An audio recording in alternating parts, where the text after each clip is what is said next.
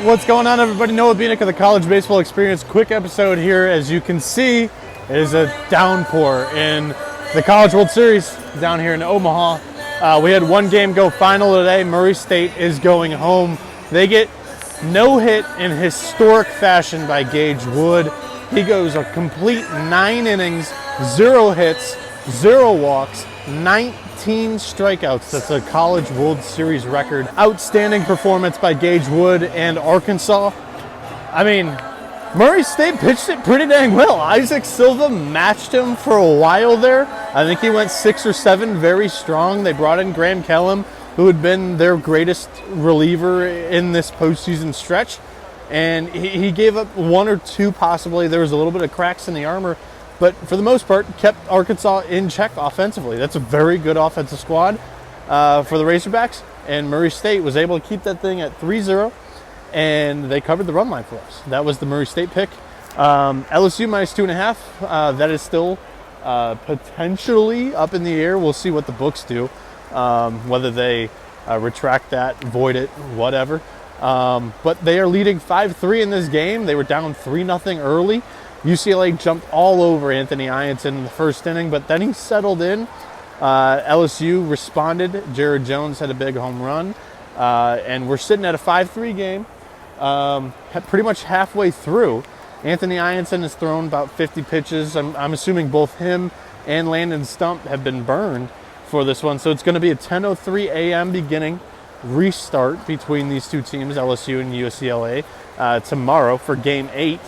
Game 9 will begin at 1 o'clock or 45 minutes afterwards of Game 8. And then Game 10 will begin at 6 p.m. Central or 45 minutes after Game 9. So, Game 9, because that's the only thing that we have odds on currently, Oregon State's a pretty sizable favorite, and I'm struggling to understand why, because both of these teams don't have tremendously deep pitching staffs.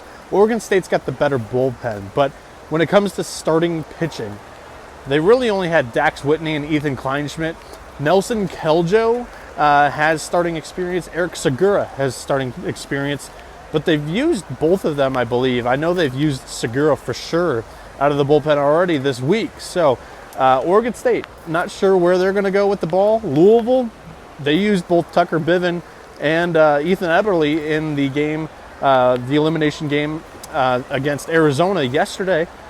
Not sure who they're going to throw either. So the over 10.5 is going to be the play. You look at all the rain here today.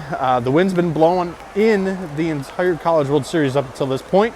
I was looking at the wind. Once this cell moves through Omaha, the wind is actually going to reverse and be blowing out quite a bit. So there's going to be an edge to the over here with the pitching staffs getting a little bit thinner, and the wind may be helping the offenses throughout the rest of the College World Series.